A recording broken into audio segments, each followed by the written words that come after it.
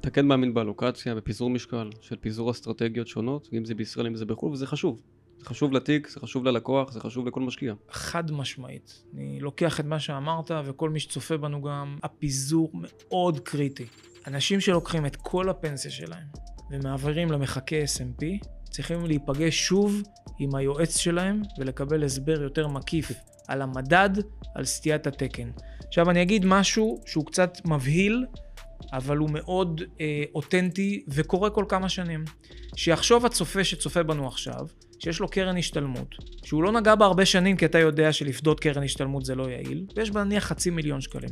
והוא החליט להעביר את כולה למחקי S&P. ובשנה מסוימת, כמו כל מחזור כלכלי, כל כמה שנים, אתם יכולים להסתכל על 2022, יכולים להסתכל על 2018, יכולים להסתכל על 2011, יש ירידות חדות במדד הזה, זה יכול להיות גם 20 ו-25%. שיסתכל על עצמו בראי ויגיד איך הוא יתנהג